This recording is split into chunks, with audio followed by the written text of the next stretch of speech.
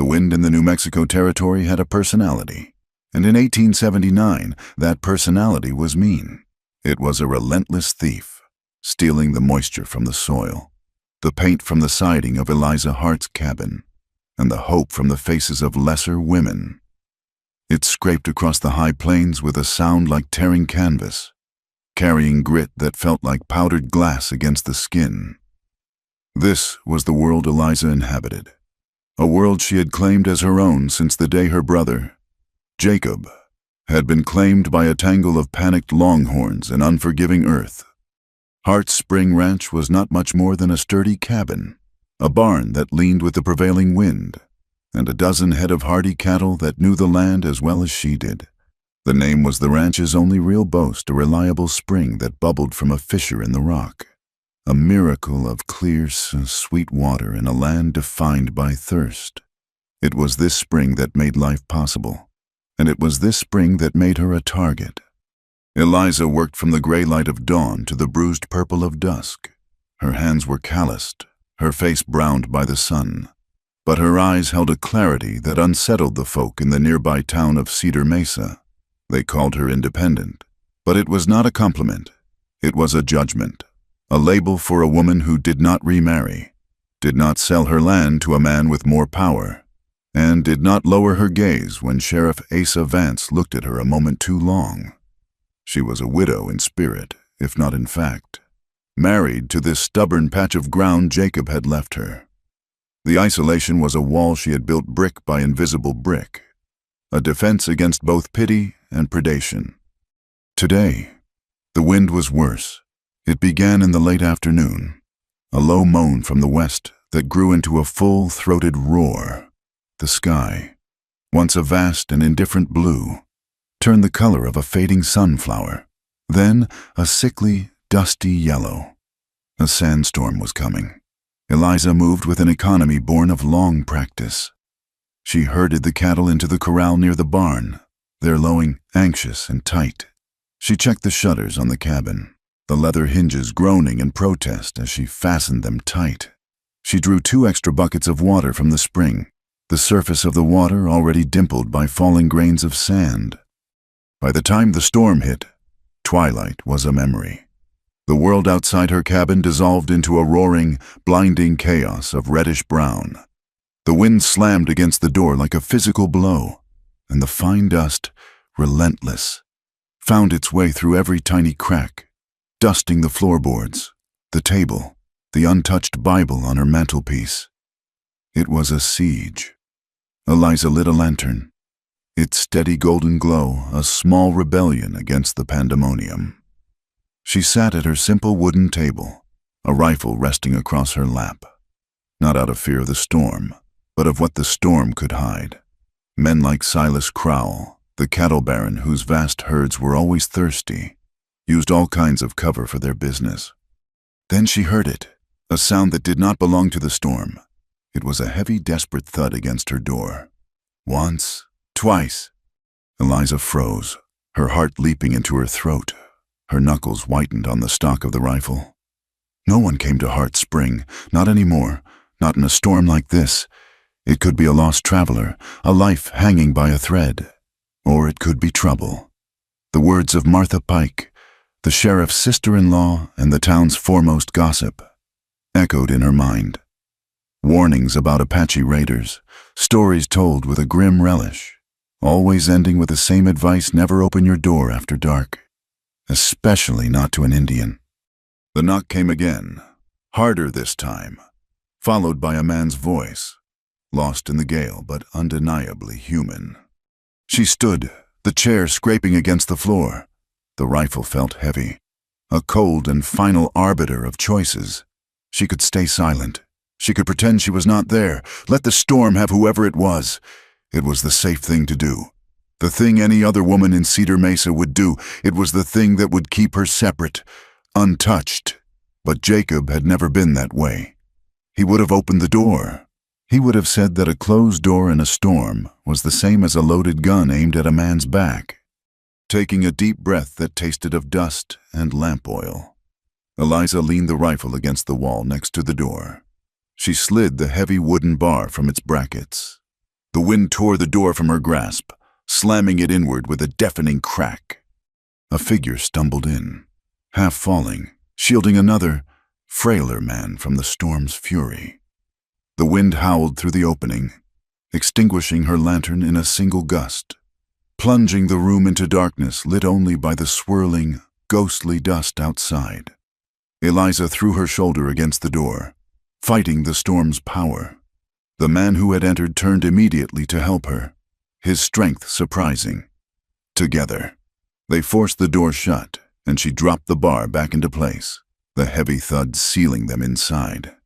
For a long moment, there was only the sound of their ragged breathing and the scream of the wind. Eliza fumbled for a match, her hands trembling slightly. The flame sputtered, then caught on the wick of the lantern, casting a growing circle of light. The man was Apache. He was tall and lean, built of sinew and bone that seemed forged by this very landscape. His face was stark, with high cheekbones and a mouth set in a grim line of exhaustion. His dark eyes, sharp and intelligent, missed nothing. They took in the rifle by the door, the tidy but sparse cabin, and Eliza herself, all in a single, sweeping glance. He was supporting an older man, whose face was a mask of gray fatigue. The old man's breath came in shallow, rattling rasps, and he leaned heavily against the younger one, his eyes closed. "Water," the younger man said. His voice was low and rough, the English words carefully formed. Eliza nodded, her own throat suddenly tight and dry. She moved to the bucket she had drawn and ladled water into a tin cup, her movement stiff. She held it out. The man took it, his calloused fingers brushing hers.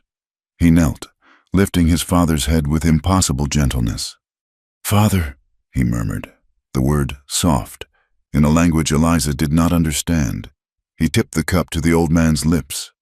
The father, red clay, drank weakly, some of the water spilling down his chin. Eliza watched them, a knot of fear and something else, something she could not name, tightening in her stomach. The whispers of Cedar Mesa were loud in her ears, a chorus of warnings and hatred. But what she saw was not a savage from a campfire story. She saw a son caring for his dying father. The son, Chayton, looked up at her, his eyes holding a mixture of gratitude and profound weariness. "The storm. My father. He is sick." "I can see," Eliza said, her voice quieter than she intended. She gestured to the simple cot in the corner. "Lay him down." Chayton eased his father onto the bed.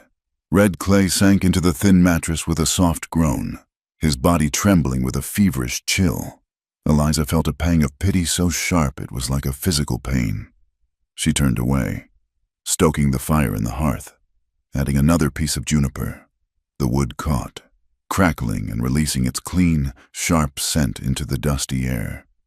The cabin felt small, crowded with the presence of these two strangers and the weight of their history, a history Eliza knew only through the distorted lens of her neighbors. Chayton stood by his father, a silent, watchful guardian. He had not taken his eyes off her, his posture wary, ready for any sign of threat. He was a man who had learned not to trust. Eliza understood that. Trust was a currency she rarely dealt in herself. "He has a fever," she stated, moving closer. She reached out, intending to feel the old man's forehead. But Chayton shifted, subtly placing himself in her way. His movement was not aggressive, but it was an unmistakable barrier. Eliza stopped, letting her hand fall to her side. "I have herbs," she said quietly, "for lung fever. My mother taught me." Chayton's gaze flickered from her face to his father, whose breathing was growing more labored. The sound was a terrible, wet crackle, the sound of a man drowning on dry land. The conflict was plain on his face, the deep, ingrained suspicion of a white person's medicine against the desperate need to save his father. "What herbs?" he asked, his voice low and suspicious. "Mullein and horehound, to clear the chest, and willow bark for the fever." She met his gaze without flinching. "They will not harm him. They may help." For a long minute, he said nothing. The only sounds the fire, the wind, and his father's struggle for air. Finally, he gave a curt, almost imperceptible nod. He stepped aside. Eliza took it as the profound gesture of trust it was. She moved to a small wooden chest at the foot of her own bed and retrieved several dried bunches of herbs. As she steeped them in a pot of hot water over the fire, the small cabin filled with their earthy, medicinal scent. The tension in the room remained thick enough to taste, a compound of fear, suspicion, and the shared vulnerability of being trapped by the storm. Chayton watched her every move, his expression unreadable. His goal was simple: primal, keep his father alive. He had been trying to get him to the warmer, lower elevations, away from the reservation where the government agents' promises were as thin as the winter blankets they provided. They were supposed to be free, but freedom was just another word for starving slowly when the agency men held all the cards.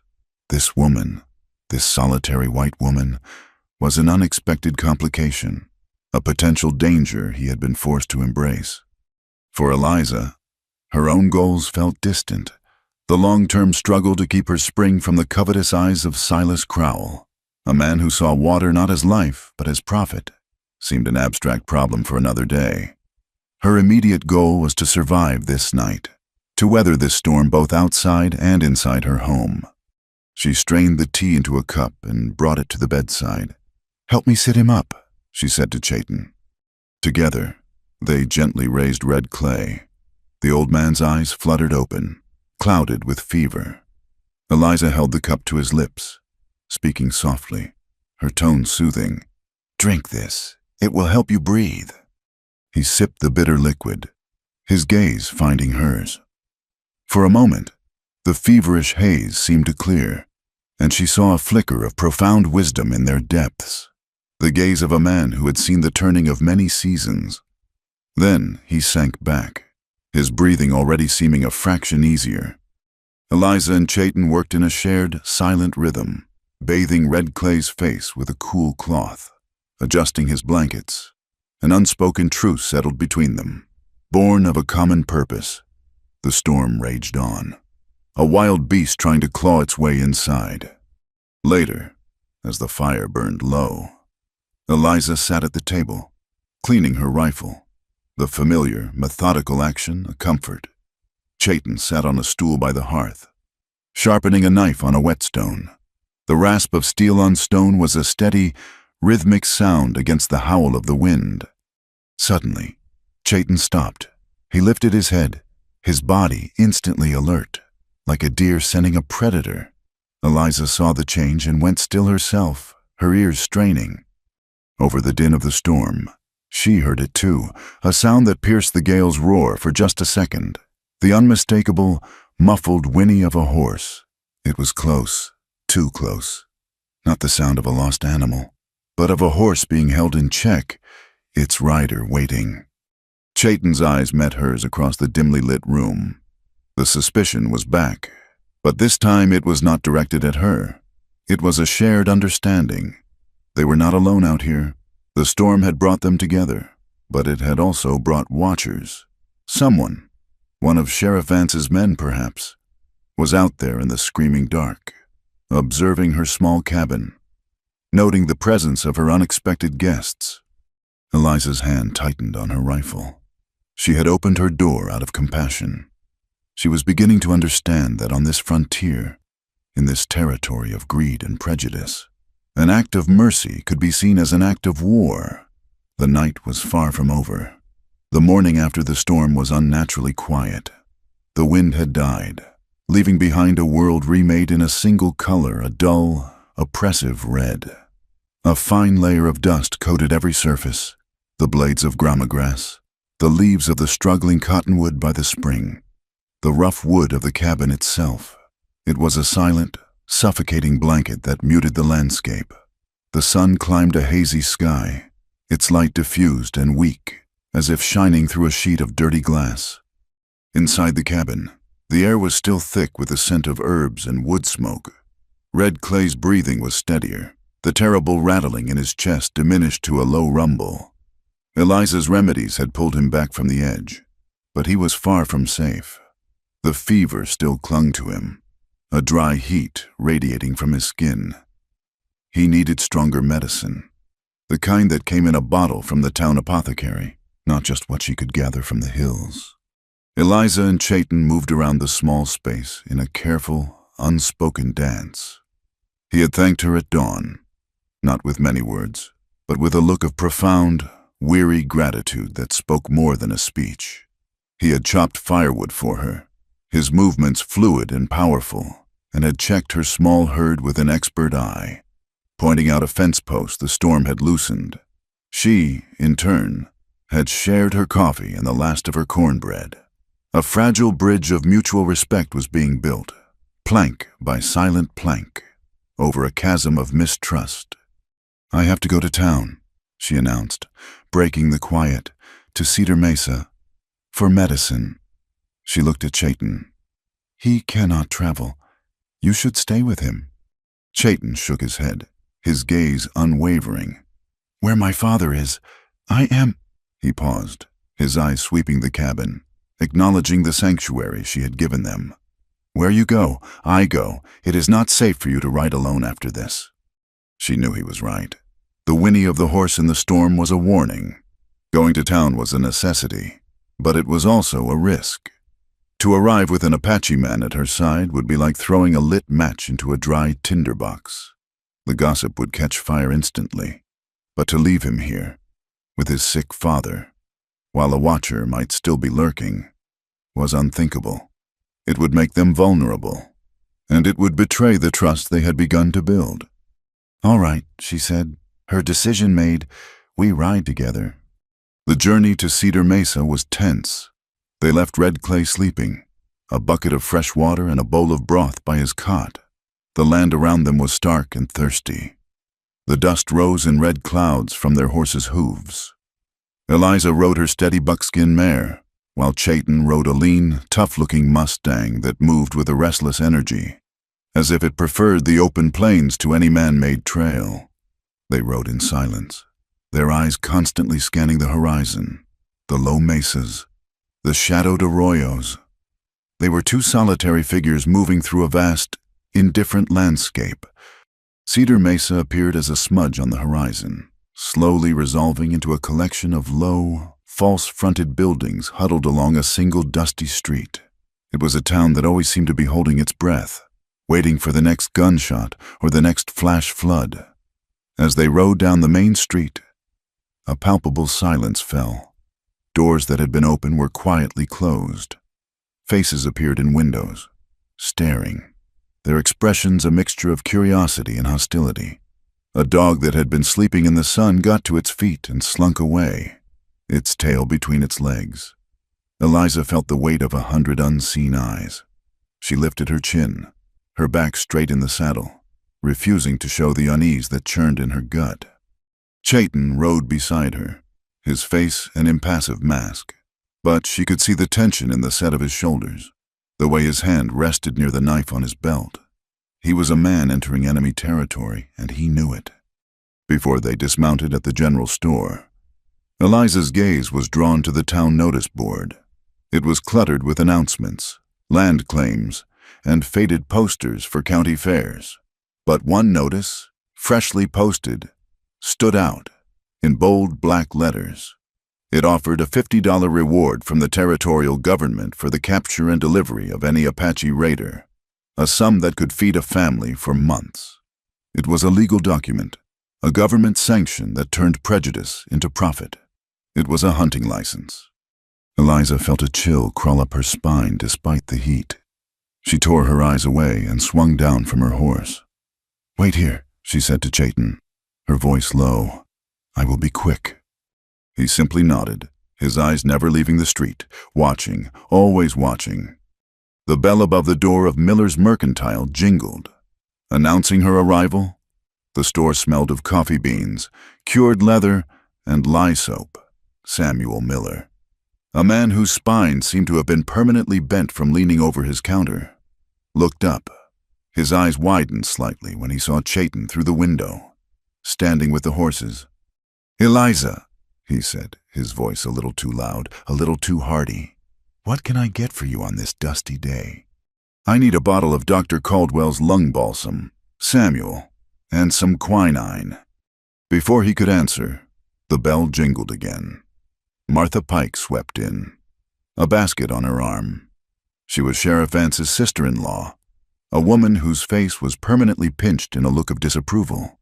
Her eyes immediately landed on Eliza, then flickered to the window, her lips thinning into a straight, venomous line. "Well, Eliza Hart," she said, her voice carrying across the store. "I see you have found yourself some interesting company. I always knew you had a taste for the wild things. It is a shame what happens to a woman left alone for too long. She forgets her place." The air in the store grew thick and still. Samuel Miller suddenly became very busy arranging a stack of canned peaches.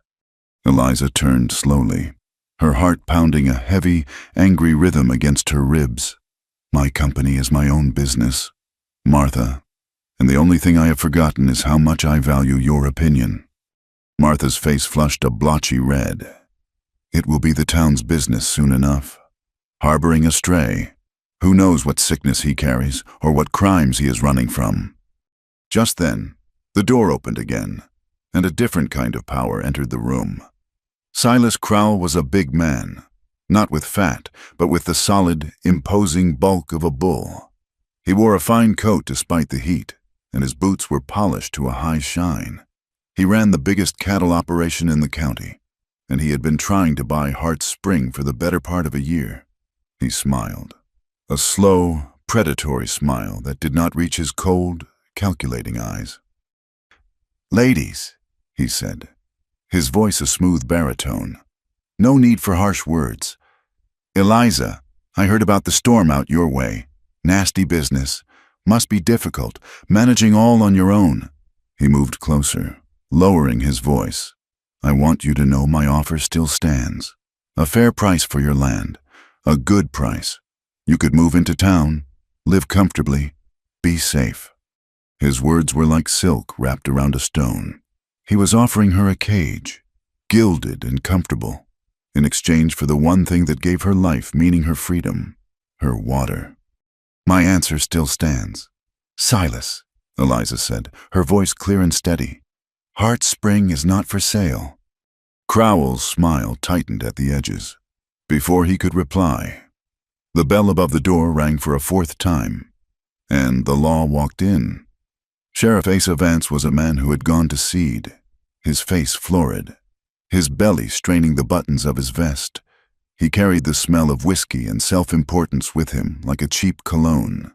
He was followed by his deputy, a lanky, brutal-looking man named E.P.H. Kincaid, whose hand never strayed far from the Colt revolver strapped to his hip. Vance's eyes swept the room, lingering on Crowell with a look of shared understanding, before settling on Eliza. "Hart," he said, his voice gravelly. "I heard you had visitors." His gaze shifted to the window, and his eyes narrowed. "That Apache out there. He got a pass to be off the reservation." This was it. The moment she had been dreading. This was not about a piece of paper. It was about power. It was about Vance reminding everyone in this town, and especially her, who was in charge. Eliza felt a tremor of fear, but she pushed it down, turning it into cold anger. She thought of Chayton's gentleness with his father, of the dignity in his silence. "He is a guest in my home. Sheriff, his father is gravely ill. They were caught in the storm." Vance sneered. "That is not what I asked. Does he have a pass?" The entire store was silent, watching. This was a public trial, and she was the one being judged. She could back down.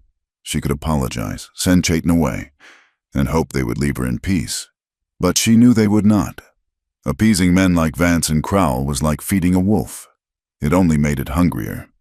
A voice she barely recognized as her own, strong and unwavering, filled the silence. "According to territorial law, Sheriff, any person has the right to offer humanitarian sanctuary to another in the event of a natural disaster or medical emergency. The sandstorm was a natural disaster. The man's father has lung fever. That is a medical emergency.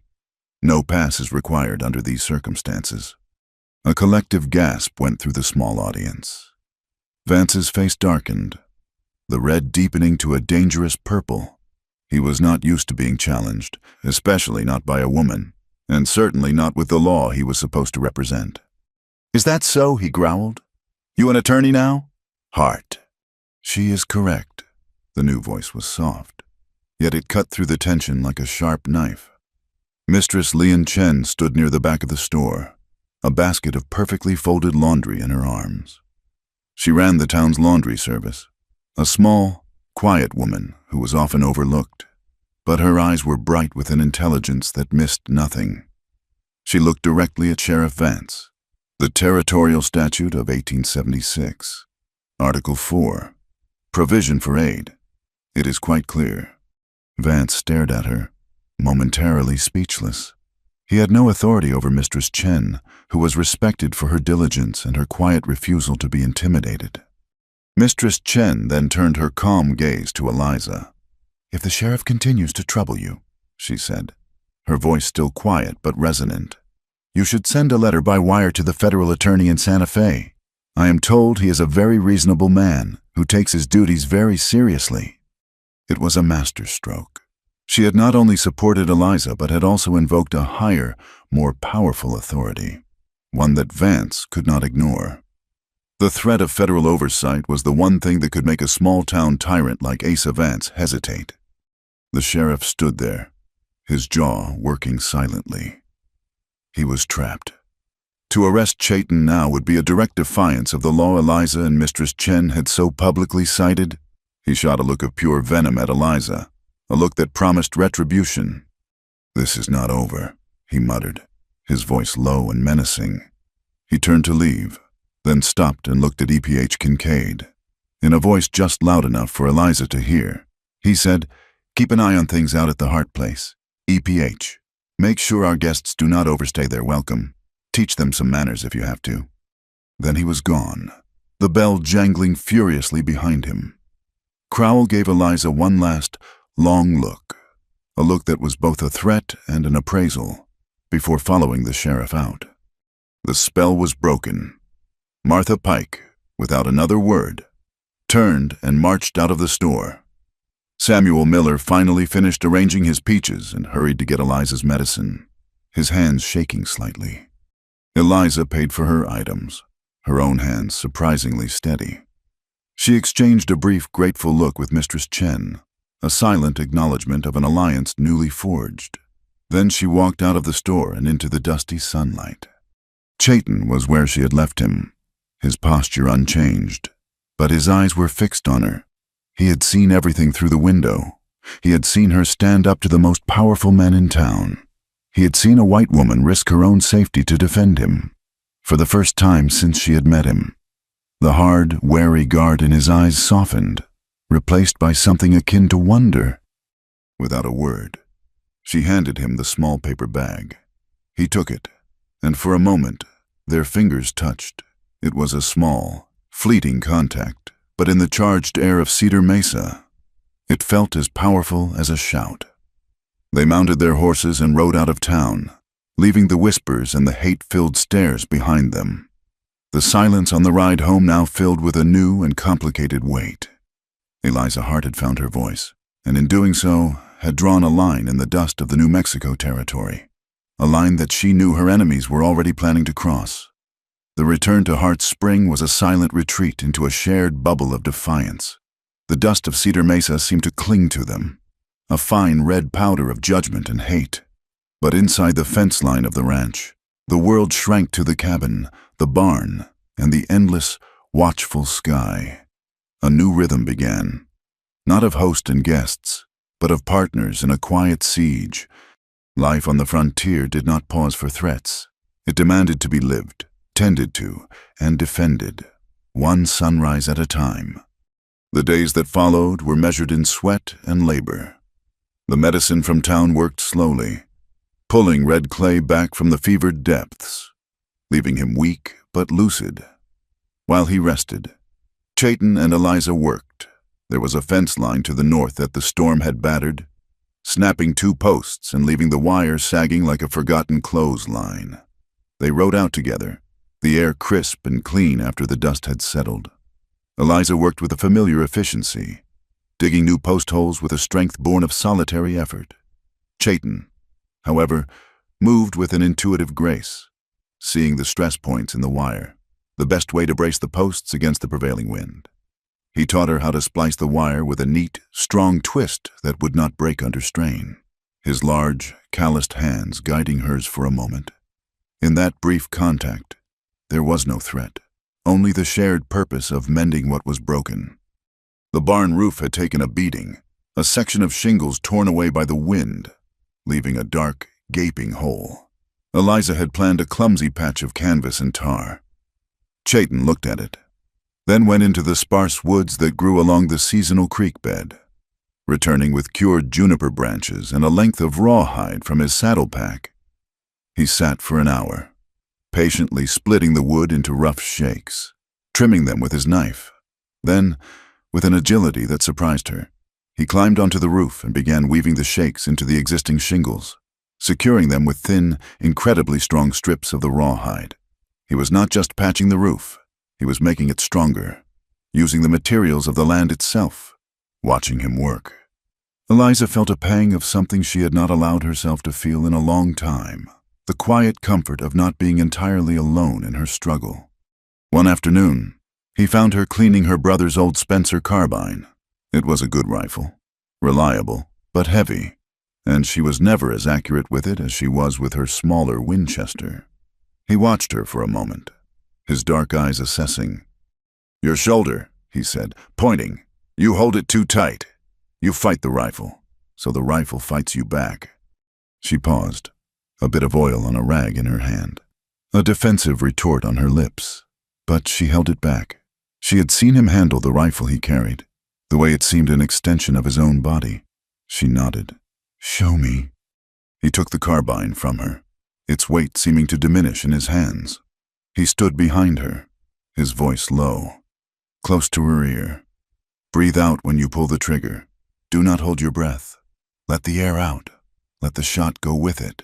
He adjusted her stance, his hand resting briefly on her shoulder to correct her posture. His touch was firm, impersonal, yet it sent a tremor through her. The rifle is a tool, like a shovel or an axe. You do not fight your axe. You guide it, guide the bullet. They spent an hour with empty cans set on a distant fence post. He made her practice the breathing, the feel of the trigger, the way the stock should sit against her shoulder. And when she finally did shoot, the recoil felt different. A solid, manageable push instead of a vicious kick. The can flew off the post. A slow smile touched her lips, genuine and unguarded. Chayton gave a small nod of approval, a silent acknowledgement of her strength and her willingness to grow stronger. The nights were the best time. The desert air cooled quickly, and the sky became a vast expanse of diamond dust. They would build a small fire outside the cabin, the flames pushing back the immense, silent darkness. Red Clay, wrapped in a thick blanket, would join them, his voice gaining a little of its strength each evening. He was a storyteller, a keeper of the old ways, and in the flickering firelight, the cabin at Heart Spring became a different place.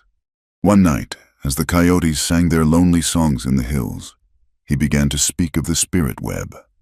"In the beginning," he said, his voice a soft rasp, "the Creator spun the world from his thoughts, but the threads were loose, so he wove everything together. The rock is woven to the tree to the deer to the hunter to his family, the family to the earth. There is no single thread that is not connected to all others." He held up his thin, trembling hand. "When one thread is pulled, the whole web shivers." He looked from Eliza to his son, his eyes deep and knowing. Sometimes, a thread is cut by sickness, or by a knife. The web is torn, but it can be mended. New threads can be woven. A stranger can become family. An enemy can become a protector. The web wants to be whole. Life wants to be whole. The story settled in the quiet between them, as profound and real as the stars above. It gave a name to what was happening in this small, isolated place. They were 3 loose threads, blown together by a storm, slowly, cautiously weaving themselves into something new. The intimacy of the firelight seemed to loosen their tongues, and the secrets they held began to surface. Eliza, emboldened by the old man's words, finally asked the question that had been hovering at the edge of her thoughts. "Chayton," she said softly, "the men on the reservation, the agency, why did you leave?" Chayton stared into the fire, his face a mask of old pains. "I was a scout," he said, his voice low, heavy with the weight of the confession. "For the cavalry, I thought I could walk in both worlds. I thought I could guide them, show them the way of peace, be a bridge." He let out a short, bitter laugh. "I was a fool. I saw the truth. The agents, the suppliers, they were thieves. They were given good beef, good flour, warm blankets for our people, but they signed papers for the good supplies, and then sold them to miners and settlers. They gave us the spoiled meat, the flour full of weevils, the blankets so thin you could read a newspaper through them. They were stealing the life from our children, from our elders. One stolen meal at a time." Red Clay spoke, his voice thin but clear. "I spoke out. I told the agent he had the heart of a coyote, who eats his own kind when he is hungry. I told him the Creator saw his black deeds." The old man coughed, a dry, racking sound. "For this, they called me a troublemaker. They drove us from our small piece of land. They said we had broken their law. The only law we broke was the law of silence." Chayton took over, his words clipped and hard. "I saw what they were. I saw that the uniform I wore was just a different kind of trap. I was not a bridge. I was the dog that helped the wolf find the sheep. So I left. I took my father, and we walked away. We chose to be hungry and free, rather than fed and chained." The silence that followed was heavy with the truth of his words. Eliza felt a wave of shame for the ignorance of her own people, and a surge of admiration for the courage of these 2 men. His confession demanded one of her own, the secret of her own vulnerability, the chain that was wrapped around her own land. "My brother, Jacob," she began, her voice barely a whisper. "He was a good man, but not always a wise one. The year before he died, we had a drought.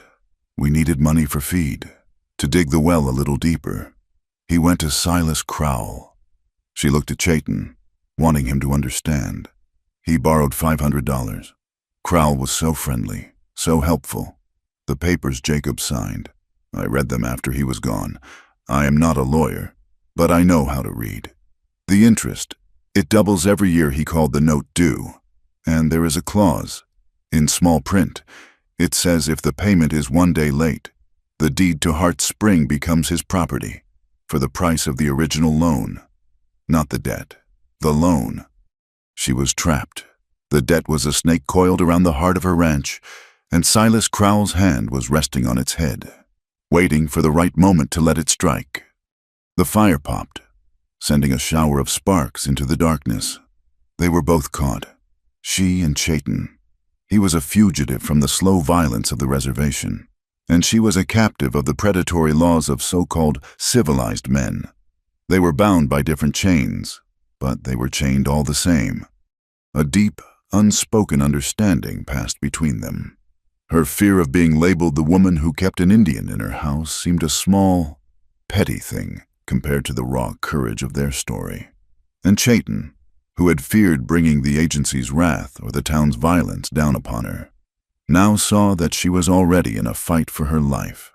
His presence had not brought the danger. It had only revealed the danger that was already there. In that moment, by the dying fire, they made a silent choice. They would trust each other. They would face these threats together. The next morning, the new resolve felt solid, real.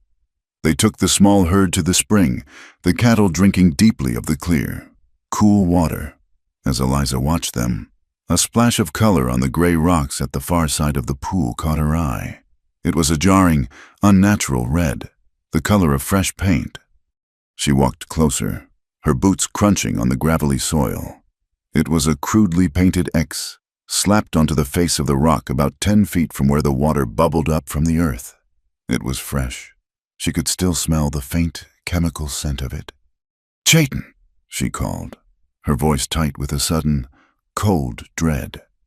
He was at her side in an instant. He knelt, studying the mark. His eyes missing nothing, he touched the edge of it, then looked at the ground, at the faint, almost invisible scuff marks of a man's boots. "This is not a wanderer's mark," he said, his voice grim. He looked up, his gaze sweeping the surrounding hills. "This is a surveyor's mark, a claim. Someone is measuring your water." Eliza's heart went cold. It was Crowell. He was not waiting for the debt to come due. He was making his move now. The painted X was a declaration of war, a sign that the quiet siege was over. The battle for Hart Spring had just begun. The discovery of the painted X changed the air at Hart Spring. It was no longer a place of cautious healing, but a silent, watchful fort. The setting sun bled across the horizon, casting long, predatory shadows from the low mesas. Every rustle of the wind in the dry grass sounded like a footstep. Every distant cry of a hawk like a signal. They ate their sparse evening meal in near silence. The Spencer carbine leaning against the wall by the door. A third presence at the table. Chayton sat facing the single window, his stillness that of a rock. Yet every muscle in his body seemed coiled. Ready. Night fell completely. A heavy, moonless blanket at first. Later, a sliver of moon would rise, casting a pale, ghostly light. Inside, Eliza lit only one lantern, keeping the wick turned low. The small pool of light made the surrounding darkness in the corners of the cabin seem deeper, more absolute. Red Clay was asleep on his cot, his breathing a fragile rhythm in the tense quiet. The sound came around midnight, not a direct approach, but the soft, deliberate tread of several horses picking their way through the rocky terrain to the south. Chayton was on his feet before the sound had fully registered in Eliza's mind, moving with a silent, fluid grace to the window. He peered through a tiny gap in the shutters. Eliza rose, her heart a cold, heavy stone in her chest. She picked up the carbine, the wood smooth and familiar against her hands. She did not ask what he saw. She knew. A rough voice carried on the night air, thick with whiskey and malice. It was E.P.H. Kincaid.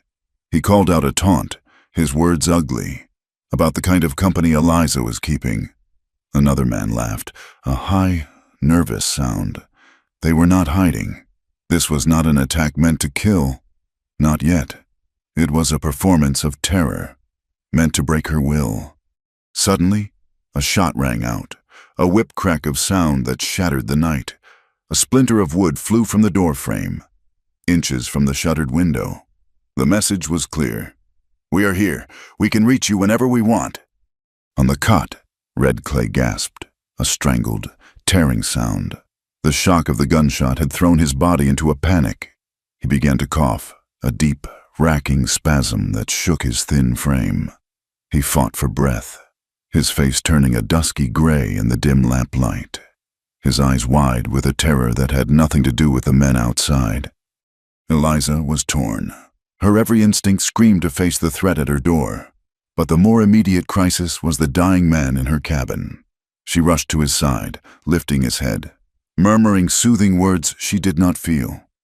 Chayton turned from the window, his face a stark mask of fury and fear. He saw his father struggling, and the sound of that fight for air was more terrible than any gunshot. They had to do something. They were trapped, pinned down by the light of a single lantern that made them a perfect target.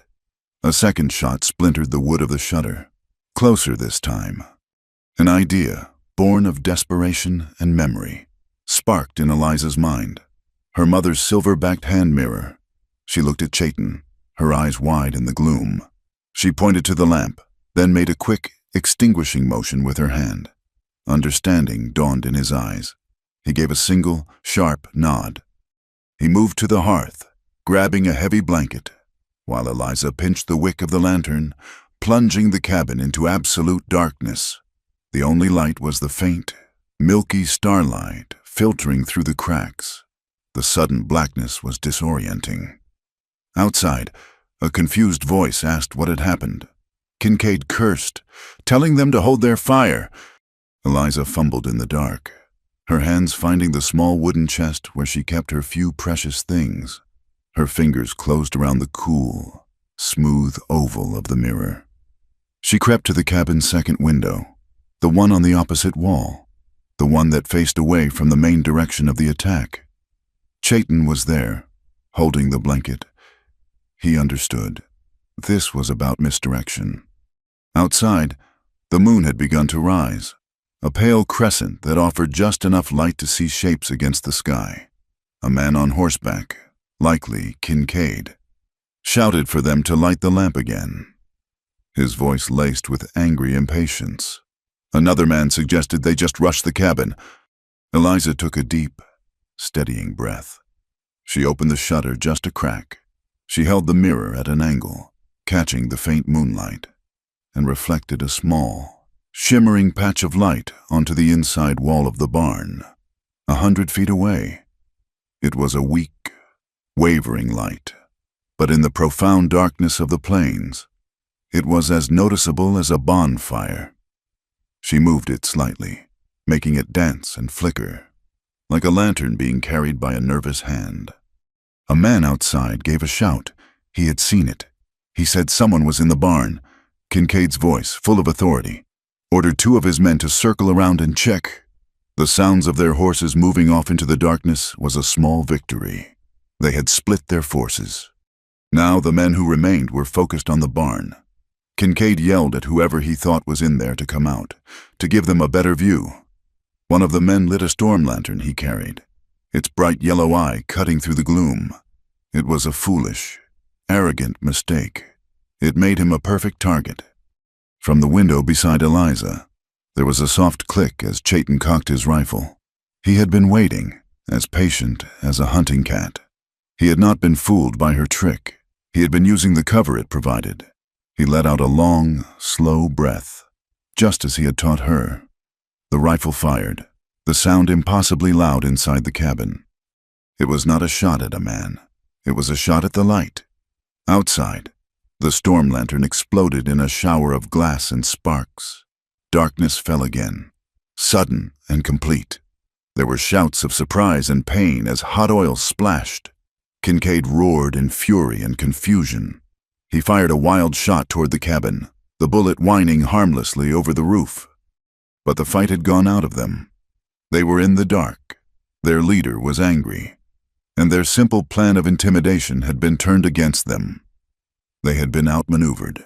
After a few moments of shouted curses and milling confusion, Eliza heard the sound she had been praying for, the thunder of horses' hooves, retreating at a gallop, fading into the west.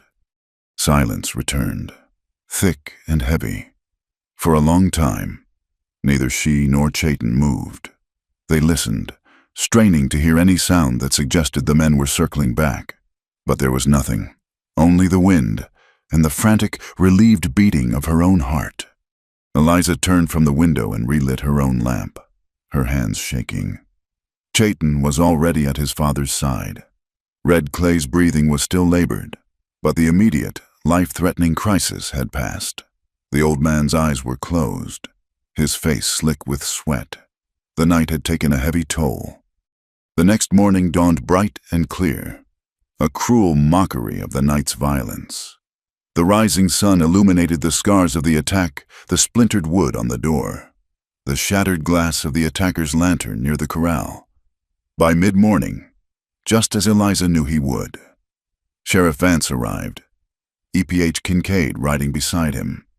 Vance dismounted, his face a mask of official concern that did not fool Eliza for a second. Kincaid stayed on his horse, a smug, triumphant look on his face. His left hand was bandaged. The sheriff announced that he had heard reports of gunfire out at her place during the night.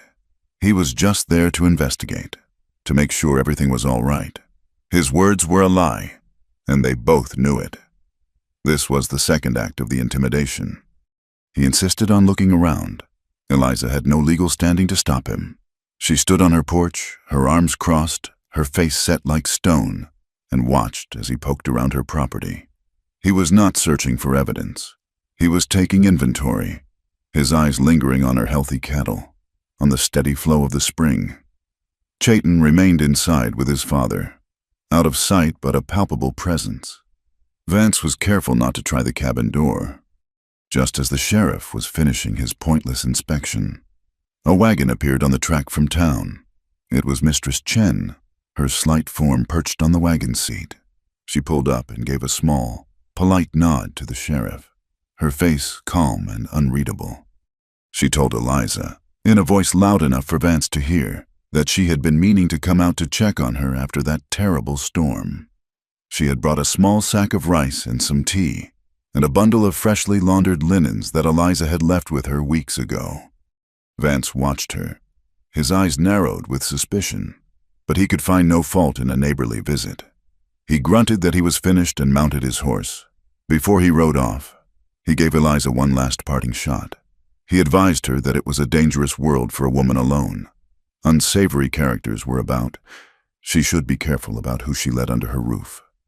With that, he and Kincaid rode away, leaving a cloud of dust and impotent threats hanging in the air. Mistress Chen waited until they were out of sight. Then she handed the bundle of clean linens to Eliza. Her hand squeezed Eliza's for a fraction of a second. "The bottom fold," she whispered, her eyes full of meaning. Then, in a normal voice, she said she could not stay, and with another polite nod, she turned her wagon and headed back to town. Eliza took the linens inside. Her heart was pounding. She unfolded the last clean sheet. Tucked inside was a thick, sealed envelope. She broke the seal, her fingers trembling slightly. It was a letter, written in a clear, decisive hand. It was from an attorney in Santa Fe. She read it once, then twice, the words sinking in, each sentence a stone being laid in a new foundation of hope. The lawyer had reviewed a copy of the loan agreement she had sent with Mistress Chen. He was direct. The clause that granted Crowell her land for the price of the original loan upon a single day's default was a form of usury, and it was illegal under territorial statute. It could be challenged in court. And then came the second, more powerful blow. He wrote that, under the doctrine of prior appropriation, the first person to use a water source for a beneficial purpose gains the right to that water. Heart Spring, having been used continuously by her family for years, was legally her property. The right to the water was hers, as long as she could prove its continuous and beneficial use. Crowell's painted X was meaningless. The water was not his to measure, not his to claim. Eliza sank onto a chair. The letter clutched in her hand. The paper felt solid, real, a weapon as powerful as the rifle that still leaned against her wall.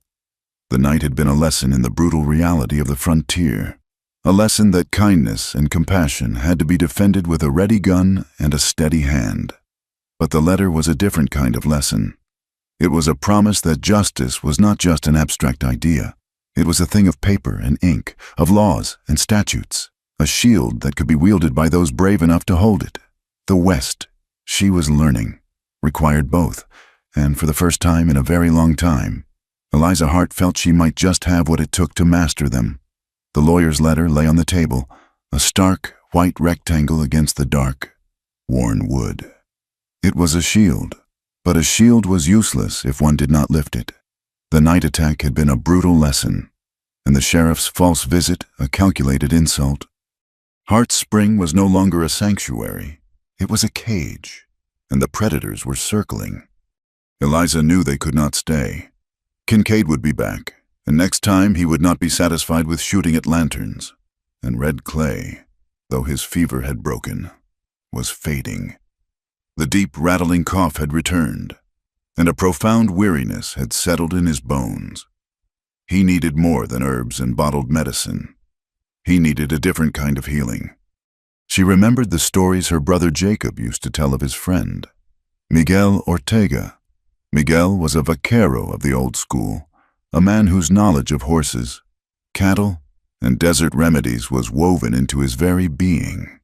His family had a poultice, Jacob had said, made of boiled yucca root and a secret mix of desert herbs that could draw the deepest sickness out of a man's chest.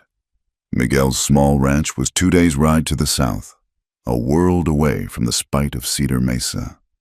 The letter presented another journey, one of law and ink. The documents to file her claim on the water rights needed to be registered at the county courthouse, which lay in the same southerly direction. The two destinations, one for healing and one for justice, created a single, necessary path. She explained her plan to Chayton as the morning sun cast long shadows across the cabin floor. She laid out the dual purpose of the journey, the hope for his father, the fight for her land. He listened without interruption, his face impassive, but his eyes followed her every move, gauging her resolve. When she finished, he simply nodded. There was no other choice. To stay was to die, either quickly from a bullet or slowly from the strangulation of Crowell's greed. They prepared to leave with a quiet, focused urgency. Chayton fashioned a travois from 2 long poles and a buffalo hide, a simple conveyance that could be pulled behind Eliza's calmest mare to give his father as smooth a ride as possible. Eliza packed what little food they had, dried jerky, a small sack of cornmeal, and a water skin she filled to the brim at the spring. She wrapped the lawyer's letter and the other documents in an oilskin pouch and tucked it deep inside her saddlebag. It was her ammunition, as vital as the cartridges for the Spencer carbine. As they were about to leave, with the red clay settled as comfortably as possible on the travois, the old man reached out a frail hand and caught his son's arm. His eyes, though clouded with sickness, were clear and sharp. He spoke, his voice a dry whisper, in the Apache tongue. Then he looked at Eliza and switched to a few careful English words, wanting her to be a witness to his counsel. He spoke to Chayton, but his gaze included her. He said, "Do not let your heart turn to stone again. The desert is full of stone. The world does not need one more. A man who is only stone cannot feel the sun. He cannot give shelter. He can only be a weapon, and a weapon alone cannot build a home." A flicker of some old, deep pain crossed Chayton's face before he masked it with his usual stoicism. He placed his hand over his father's and murmured a reply in their own language, a promise and a reassurance. But Eliza had seen the wound the old man's words had touched. She had wondered about the hardness in him, the wall he kept around himself.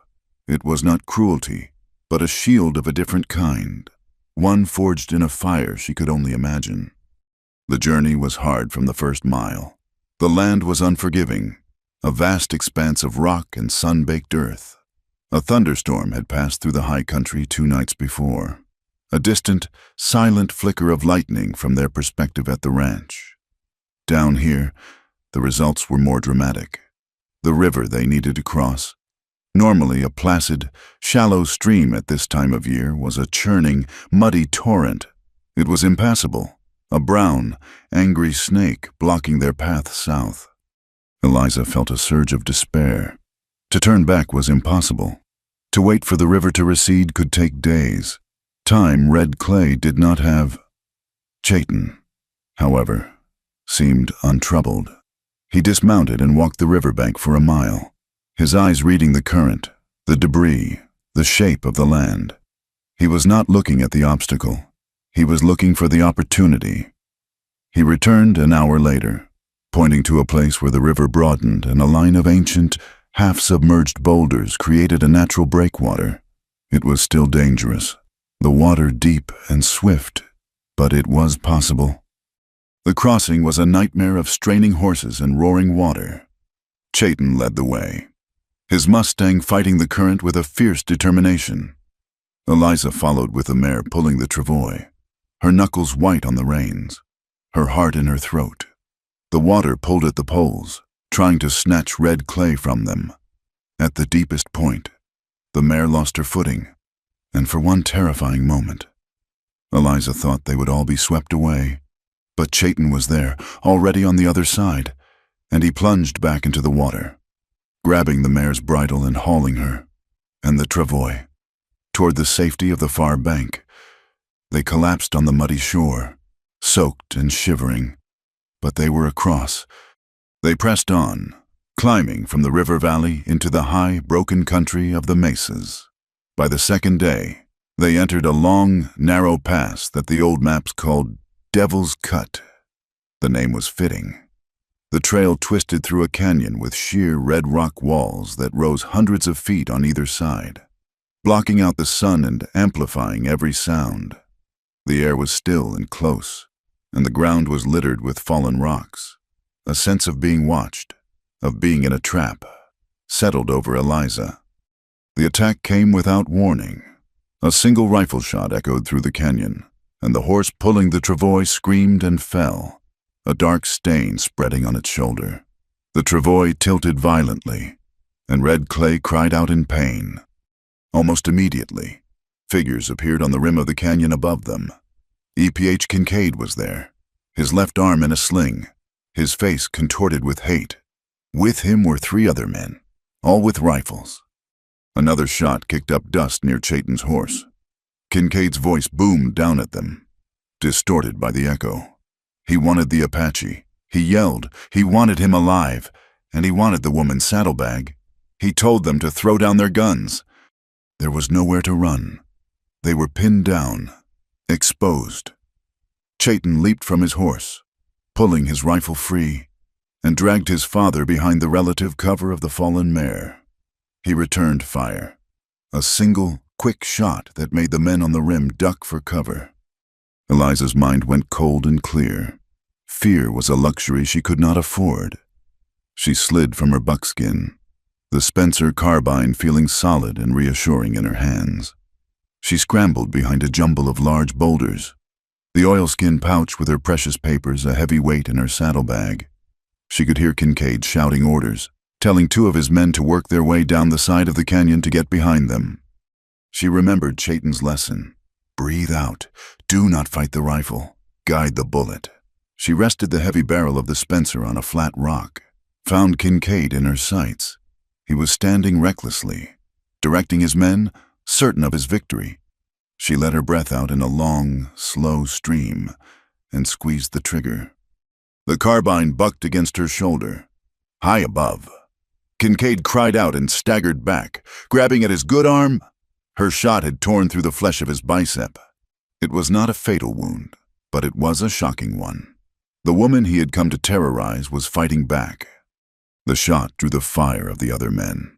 Bullets ricocheted off the rocks around her, sending chips of stone flying.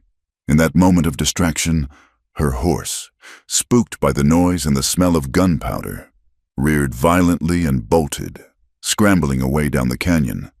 Her saddlebag, with the oilskin pouch, was still attached. Desperate, Eliza broke cover, running after the horse. It was a foolish move, and she knew it instantly. One of the men on the canyon floor, seeing his chance, took aim at her. She would never have made it, but Chayton moved like lightning. He left the cover of the dead horse, firing his own rifle from the hip to keep the men on the rim occupied. He reached her in 3 long strides, just as her fleeing mare stumbled on the loose rock and went down with a sickening crash. Chayton grabbed Eliza, half throwing her behind his own Mustang, shielding her with his body. He swung up into his saddle and pulled her up behind him in a single, fluid motion. He kicked the Mustang into a gallop, not back the way they had come, but straight toward a sheer wall of rock at a bend in the canyon. Eliza clung to him, convinced he had gone mad, that he meant to dash them to pieces. But at the last second, she saw it a narrow, almost invisible fissure in the rock, a dark opening just wide enough for a single horse to pass through. It was a hidden trail, a secret known only to the people who had traveled this land for centuries. They plunged into the darkness of the passage, the sound of gunfire and enraged shouts fading behind them. They emerged a few minutes later into a different world, a small, high valley hidden from the main pass. They were safe, for the moment. Chayton brought the horse to a halt. Eliza slid to the ground, her legs shaking so badly she could barely stand.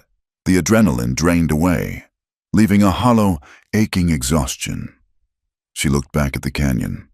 Her buckskin mare was gone, along with the saddlebag, her shield, the lawyer's letter, the hope for her land, had been lost in the fight. Chayton dismounted and went immediately to the travois, which they had managed to cut free. Red Clay was alive, but his face was ashen, and his breathing was a shallow, painful whisper. The violent jolt of the fall had been too much for his weakened body. He was weaker now than he had ever been. They had escaped the ambush, but Eliza had lost her claim, and Chayton was losing his father. The victory in Devil's Cut felt very much like a defeat. The hidden valley was a cup of deep shadow and silver light, a secret world cradled in the arms of the high mesas. The Apache Trail had delivered them into a place that felt untouched by the violence of the world below. A small, clear creek, born from some hidden spring high in the rock, trickled through a grove of ancient, twisted pines. The air, washed clean by the recent storm, smelled of wet earth and pine sap. It was a place of peace, a stark and almost painful contrast to the chaos and gunfire of Devil's Cut. They made a cold camp in the deepest shadows of the pines, unwilling to risk a fire. Chayton settled his father against the trunk of a tree, propping him up with their bedrolls. Red Clay had fallen into a deep, still sleep that was more stupor than rest, his face a pale, serene mask in the moonlight. His breathing was shallow, a faint whisper of life. Chayton tended to him with a quiet, desperate tenderness, wiping his brow with a damp cloth, forcing a few drops of water between his cracked lips. Eliza took care of the Mustang, rubbing the lathered sweat from its flanks, checking its legs for injuries. The loss of her own mare, her steady buckskin, was a sharp, physical ache, and the loss of the saddlebag was a deeper, colder wound. The papers, her one legal weapon against Silas Crowell, were gone, lying in the dust of the canyon, likely already in E.P.H. Kincaid's triumphant hands. A wave of hopelessness, so powerful it made her dizzy, washed over her. They had escaped with their lives, but she felt as if she had been stripped bare, her defenses torn away, leaving her with nothing but her own two hands to fight with. She looked at Chayton. He had finished tending to his father and was now standing at the edge of the trees, a silent silhouette against the star-dusted sky, watching the narrow entrance to their hidden sanctuary. He was a guardian, a protector. He had saved her life, shielding her with his own body without a moment's hesitation. And, in his father's warning, she had been given a glimpse of the man behind the stone-faced warrior, a man who had been hurt so badly he had walled off his own heart to survive. The grime of the journey felt caked onto her skin. She was covered in a fine layer of dust, streaked with sweat, and she could see a smear of dried blood on her forearm from a scratch she'd taken scrambling over the rocks. It was the filth of the ambush, the residue of fear and violence, and she knew, with a sudden, fierce clarity, that she could not bear it for another minute. To sit here in defeat, feeling broken and dirty, was to let Kincaid win. She needed to wash it all away. Not just the dirt, but the feeling of being a victim. She walked over to Chayton. "I am going to the creek," she said, her voice low but steady, "to bathe." He turned, his eyes searching her face in the moonlight. He understood. This was not about comfort. It was about reclaiming some small piece of herself. He gave a slow, solemn nod. "I will watch." He turned his back to the creek, positioning himself between her and the trail, a silent, unmovable protector. His respect for her was a physical presence, a shield as real as the rock walls around them. It was a gesture of trust that made her own heart ache with a feeling she had been suppressing for days, a feeling that was as terrifying and as powerful as the ambush had been. The creek had hollowed out a small pool among a cluster of immense, smooth boulders. The moonlight poured into the clearing, turning the water's surface into a sheet of hammered silver. It was achingly beautiful. a place of profound peace. Eliza peeled off her dusty, torn clothes, the rough fabric scraping against her skin. She was shivering, from the cold night air and from the raw, exposed state of her own emotions. For a moment, she held the thick wool blanket she had brought, ready to wrap it around herself, to hide. But who was she hiding from Chayton, who had seen her at her most frightened and her most fierce, or herself? And the truth of what was growing between them in this crucible of violence and desperation, she had lost the papers that defined her claim to her land. She had lost her horse. She had lost her fragile sense of security. All she had left was the truth of who she was. Right now, in this moment, hiding felt like the last and most profound lie.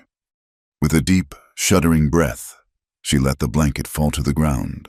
She walked to the edge of the pool, her bare feet sinking into the soft, damp earth. She stood for a long moment, the cool air on her skin, the silver moonlight bathing her. She was not a girl, naive and unscarred. She was a woman. Her body was strong from years of hard labor, her shoulders broad, her hands calloused. There were faint scars on her legs from a fall, a pale line on her ribs from a branding iron accident years ago. It was the body of a woman who had lived, who had fought, who had survived, and in the pure, honest light of the moon, she did not feel shame. She felt a quiet, defiant pride. She was still here. She was still whole. She waded into the pool. The water was shockingly cold, a jolt that stole her breath and then filled her with a rush of life. It was a baptism in the wild heart of the land.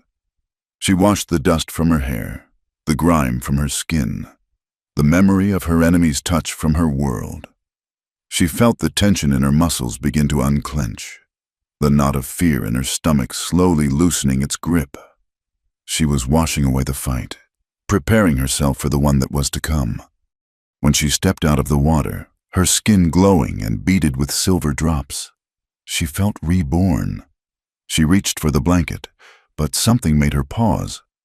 Perhaps it was a faint sound, the shifting of a pebble under his boot. Or perhaps it was something else, an invisible thread of connection that pulled at him. Chayton turned. He saw her, not as a body, not as an object of desire, but as the embodiment of everything he had just fought to protect. He saw the strength in her stance, the courage in her unguarded vulnerability. He saw the moonlight on her skin and the starlight in her eyes. He saw the woman who had stood up to a corrupt sheriff, who had fought beside him with a rifle in her hands, who had tended to his father with a gentle heart. He saw the whole of her, the fierce and the soft, the scarred and the beautiful. And the stone wall around his heart did not just crack, it shattered. The pain of his past, the betrayals, the losses, the reasons he had sworn never to let anyone get close again, all of it crumbled to dust in the face of this one, impossibly brave woman. He felt a surge of emotion so powerful it was like a physical blow. A feeling of awe, of reverence, of a love so fierce it terrified him. It was a love that would undo him, that would remake him into the man his father wanted him to be. He took a step toward her, his breath catching in his throat. He whispered, the words a raw, ragged prayer in the profound quiet of the valley. Sweet mercy, you'll ruin me. The words were an admission, a surrender, a declaration. He walked to her then, and when he reached her, he did not grab or take. He gently took the blanket from the ground and wrapped it around her shoulders, his hands lingering, his touch conveying a universe of unspoken feeling. She leaned into him, her head resting against his chest, feeling the steady, powerful beat of his heart. She had never felt so safe, so utterly and completely seen. He tilted her chin up, his gaze searching hers, asking a question for which he already knew the answer. She gave a small nod, a silent consent that came from the deepest part of her soul. He lowered his head and kissed her. It was not a kiss of frantic passion, but of deep, profound recognition. It was a kiss of promises made in the heart of the wilderness, a kiss that sealed their fates together. It was a kiss that tasted of pine and moonlight, and the clean, cold water of the creek. He lifted her into his arms, his hold sure and steady, and carried her back to the deep shadows of the pines. There, in the hidden sanctuary they had found, they created a new one, a shelter made not of wood or stone, but of shared trust and a love forged in the heart of the fire. The world outside, with its greed and its violence, faded away, leaving only the truth of two people who had found in each other the one thing they had both thought was lost forever, a home. The journey away from the hidden valley was a slow, deliberate retreat from a dream. The silvered moonlight and the scent of pine were replaced by the harsh glare of the sun and the endless, gritty taste of dust. The intimacy they had found was a fragile, living thing they now carried with them, a secret ember cupped against the harsh winds of the real world. They traveled with a shared, unspoken purpose, their movements synchronized, their glances conveying whole conversations. They were no longer just a woman and a man. They were a partnership, a fortress of two. Red Clay was failing. The jolt and terror of the ambush had shaken the last of the strength from his body. He drifted in and out of consciousness on the travois, which Chayton had repaired and now pulled behind his own Mustang.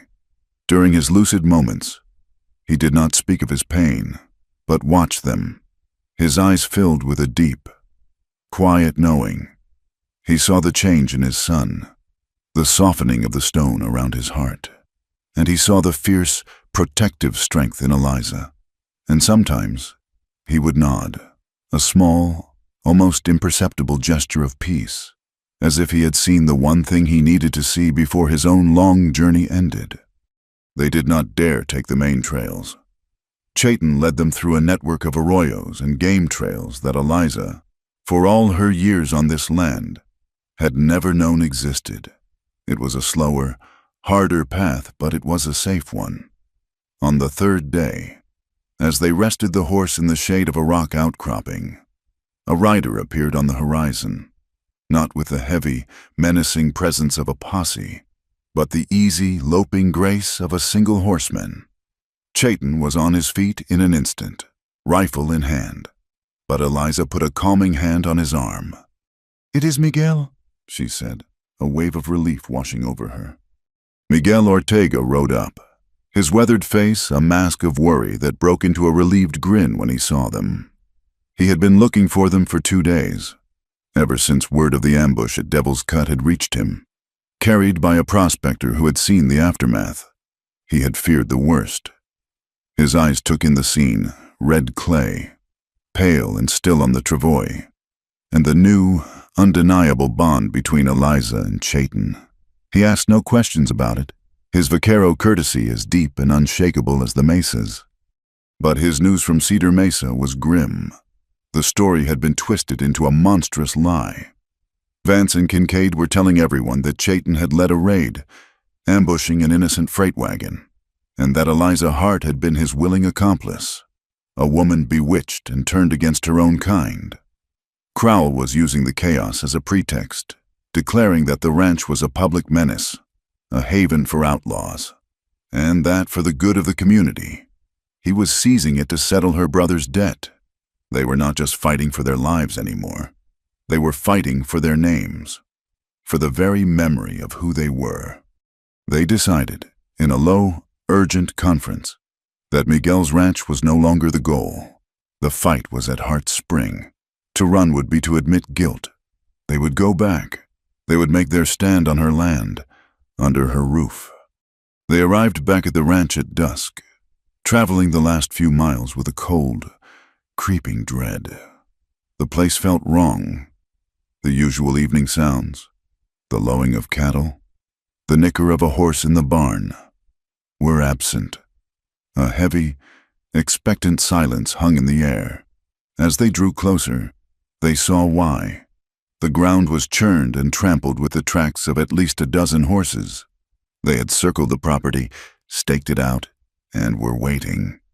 They had barely gotten Red Clay inside the cabin and barred the door when the riders returned, their forms dark shapes emerging from the twilight.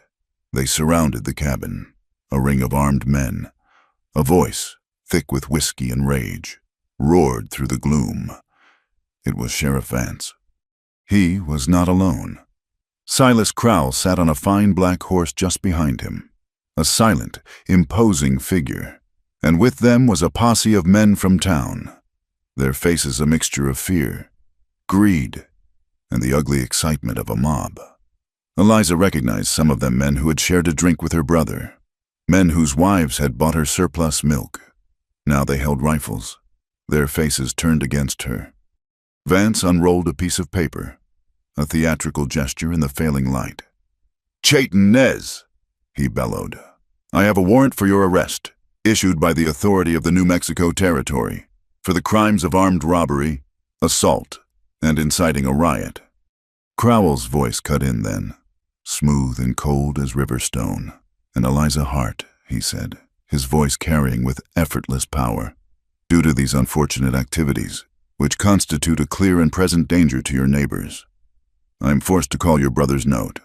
The property of Hart Spring is now forfeit. You have 1 hour to vacate." The two prongs of the trap had sprung. One man held the false authority of the law, the other, the cold power of money. Together, they meant to crush her. Eliza stepped out onto the porch, the Spencer carbine held loosely in her hands. She stood in the doorway, framed by the light from the cabin, refusing to be a shadow in her own home. There was no robbery. "Sheriff," she said, her voice ringing out in the stillness, "there was an ambush, led by your deputy, E.P.H. Kincaid. As for the riot, the only riot I see is the one you have brought to my doorstep." She turned her gaze to Crowell. "And as for my brother's note, you know as well as I do that the terms of that loan are illegal. A contract based on usury is not enforceable in this territory. And you know it." She was bluffing. The proof was gone, but she spoke with the unshakable conviction of the truth. And this land, Silas, and the water that gives it life, belong to me, secured by the law of prior appropriation. My family was here first. The water is mine. You have no claim here. A murmur went through the posse. They were simple men, for the most part, and they understood the law of water. Her words, spoken with such certainty, planted a seed of doubt. Vance, drunk and enraged at being challenged, was having none of it. He drew his pistol. "That is enough out of you," he roared. "You are obstructing justice." He fired a shot into the air, a signal. The night exploded into a sporadic, terrifying chaos. It was not a full battle. It was a war of nerves. A shot would ring out, splintering the porch railing. Another would shatter the window pane. They were not trying to kill them. Not yet. They were trying to break them, to fill the small cabin with so much terror that they would come out with their hands in the air. Inside, Chayton moved with a calm, deadly purpose.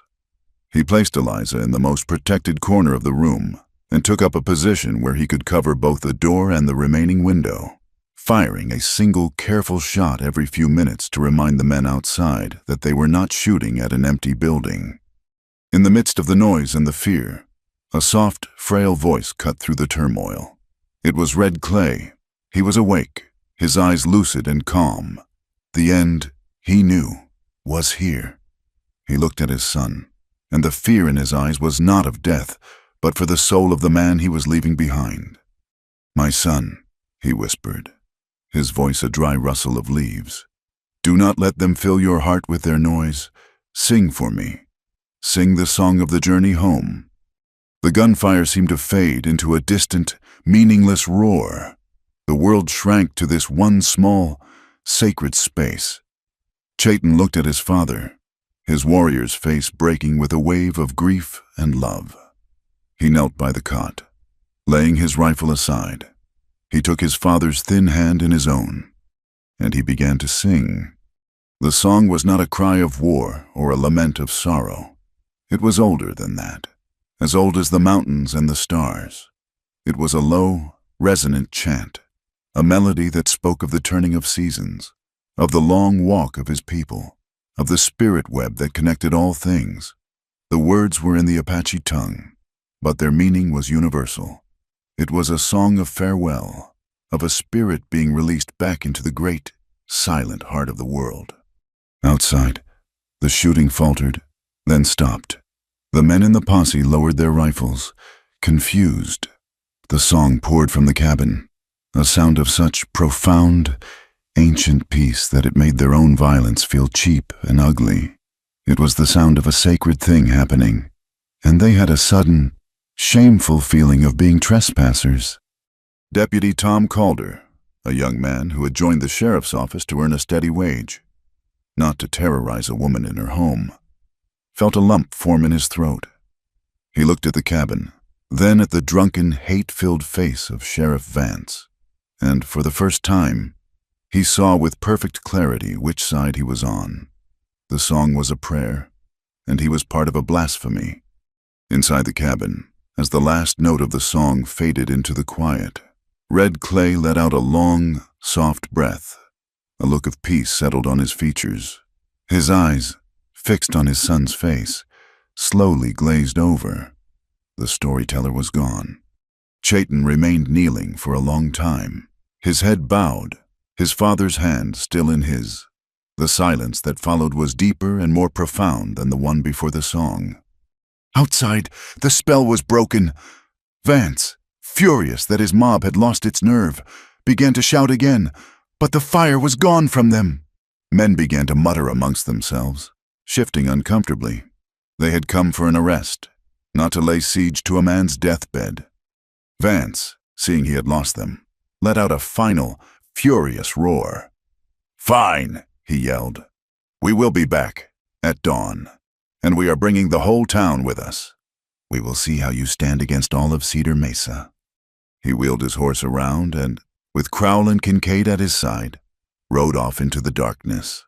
The posse dissolved, melting away in twos and threes, their shoulders slumped, their faces no longer filled with mob fury, but with a dawning, troubled shame. The night was quiet again, but it was the quiet of a ticking clock. They had a few hours until dawn, a few hours until the final battle. Miguel was the first to speak. "I will ride," he said. "Now, I will bring Mistress Chen and the Reverend. They will listen to the Reverend Burke."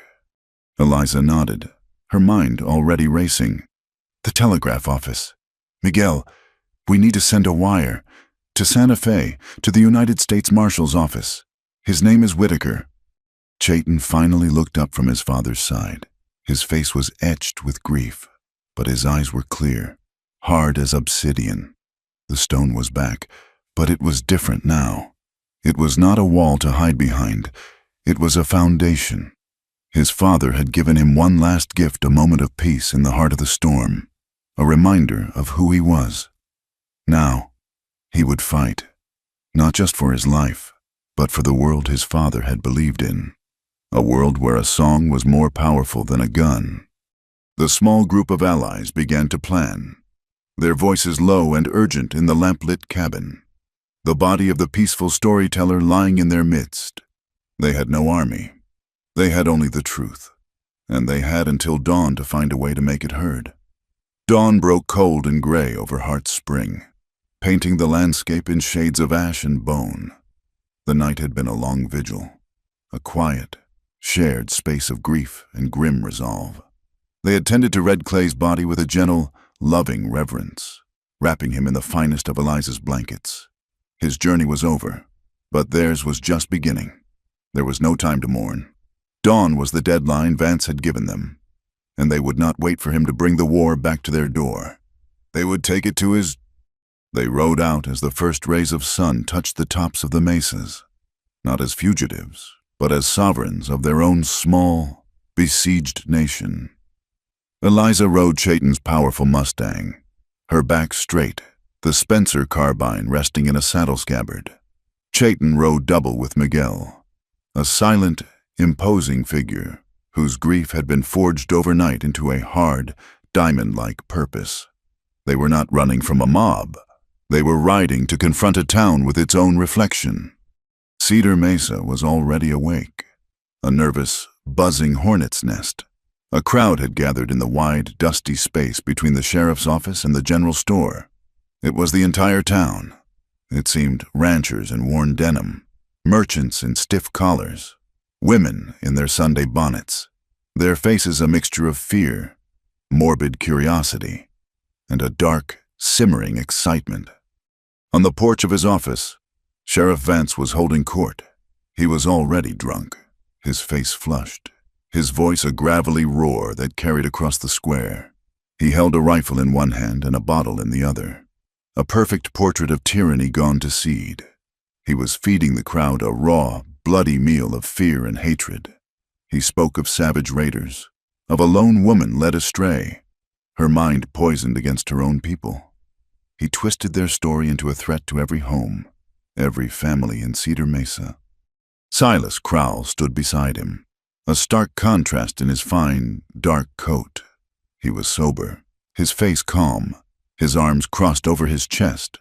He was the mind, letting Vance be the rabid dog on the leash. He let the sheriff stoke the flames, knowing that in the chaos, the one thing everyone would forget to question was his own quiet, legal-looking theft of the most valuable resource in the territory, Eliza's water. The crowd stirred, their murmurs growing angrier, their faces hardening. They were a dry field, and Vance was a lit match. Then, a gasp went through the assembly. From the south end of the street, two riders appeared, Eliza and Miguel, with Chayton seated behind him. They did not gallop. They came at a slow, deliberate walk, their approach a direct, undeniable challenge. The crowd, for all its bluster, parted before them, a silent, shuffling wave. They rode into the center of the square and stopped, the dust settling around them.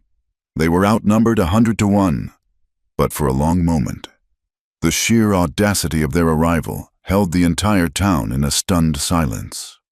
Vance was the first to recover, his drunken rage boiling over. He pointed a trembling finger at them. "There they are," he bellowed, his voice cracking. "The savage killer and the woman who beds down with him. Come to burn your town after they rob your wagons." Eliza swung down from the Mustang, her movements fluid and sure. She did not raise her voice. She let it carry, clear and cold as spring water, into the unnatural quiet. "The only killer I see, Sheriff, is the one who leads a drunken mob to a woman's home in the dead of night. The only thief I see is the man who would use your badge to steal her land." Before Vance could retort, a new voice, quiet but firm, cut through the air. "She speaks the truth." A path opened in the crowd, and Mistress Lian Chen walked through it. She was, as always, immaculate, her expression serene. In her hands, she held a sheaf of papers. She walked to Eliza's side, a small, unshakable island of calm in a sea of hostility. "Sheriff Vance," she said, her voice never rising, yet commanding the attention of every person there. "You have made accusations based on a lie. I hold here a copy of a letter from a federal attorney in Santa Fe. It confirms that the loan document held by Mr. Crowell is illegal. It confirms that the water rights to Hart Spring belong to the Hart family by law." She paused, letting the words sink in. "And I also hold here sworn affidavits, delivered to me by a trusted friend from the San Carlos agency, detailing the theft of government supplies of beef and flour that were sold to minors, while men like Red Clay, a man who died in this woman's home only last night, were left to starve." A new and different murmur rippled through the crowd.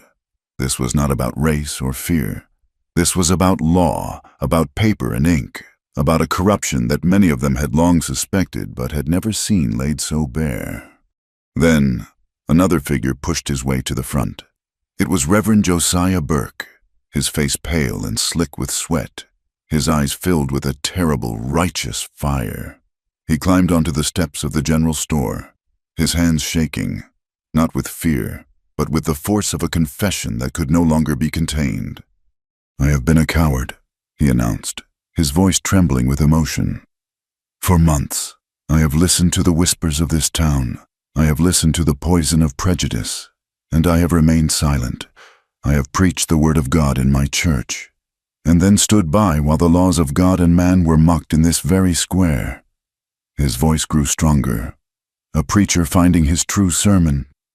My silence was a sin. My silence was complicity. Last night, I was called to a home where a good man was dying, and his son was singing him home to his Creator, and outside that home, our sheriff was leading a mob. I ask you to look at Eliza Hart. Is that the face of a criminal? Look at this man. Chayton, is that the face of a savage, or is it the face of a son mourning his father? I have been blind, and I have been silent. No more. The crowd was wavering, the hard shell of their certainty cracking. They looked from the tormented face of the preacher to the calm, resolute faces of Eliza and Chayton, and then to the furious, drunken face of their sheriff, and they were no longer sure who the monsters were. The final crack came from within the sheriff's own office. Deputy Tom Calder stepped out onto the porch.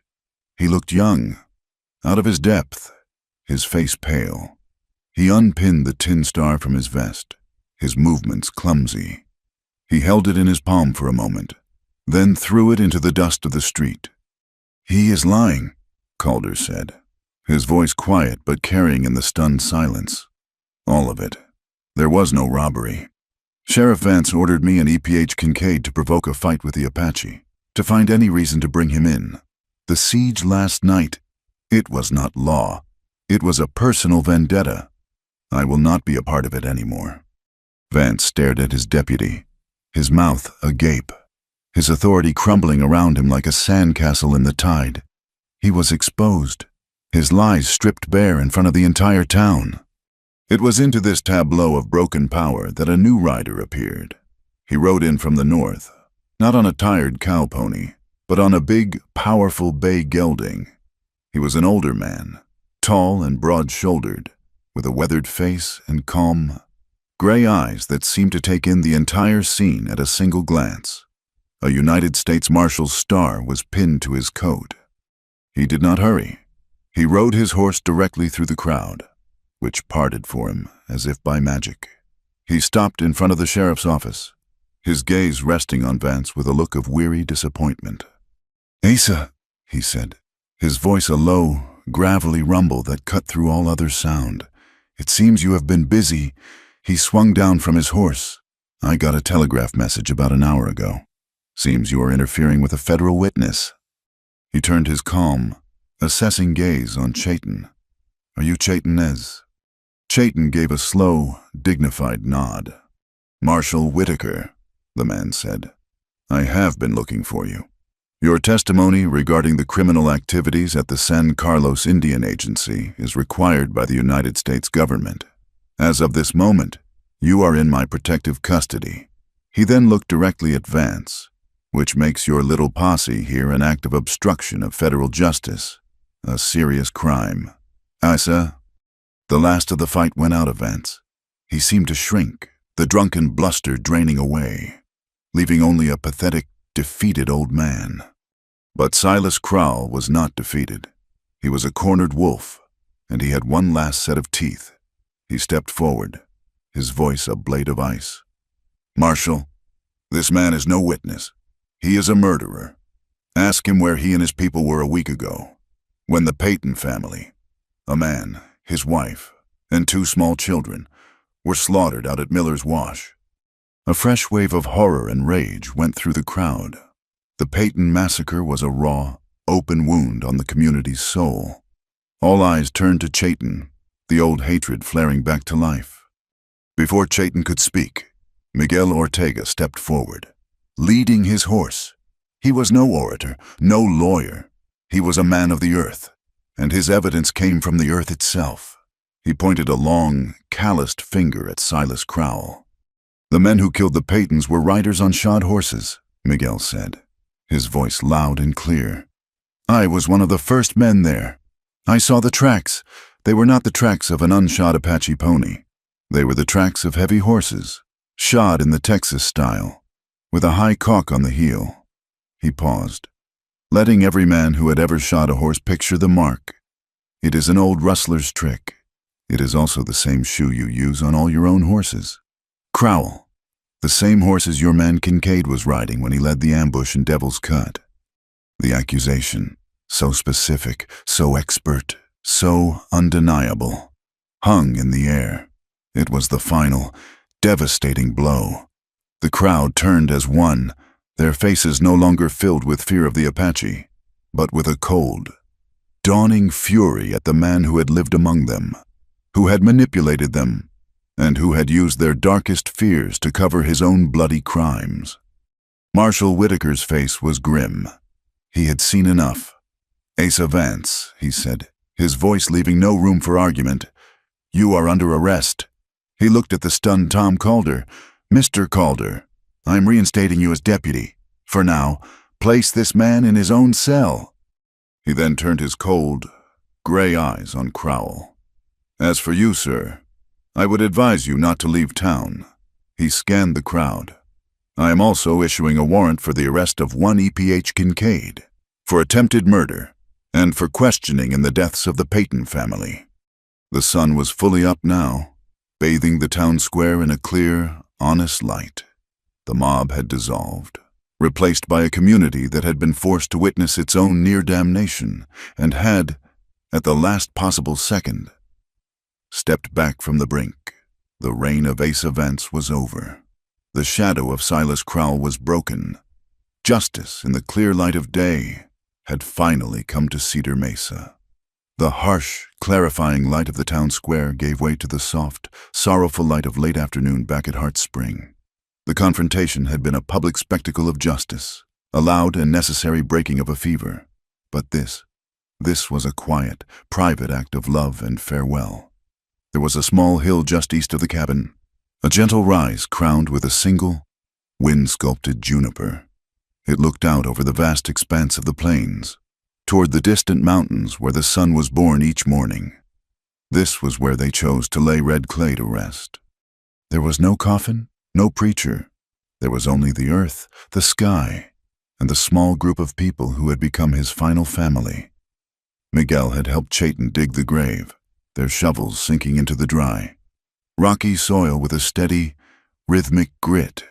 Now, they stood beside it, the silence broken only by the low whisper of the wind through the juniper's branches.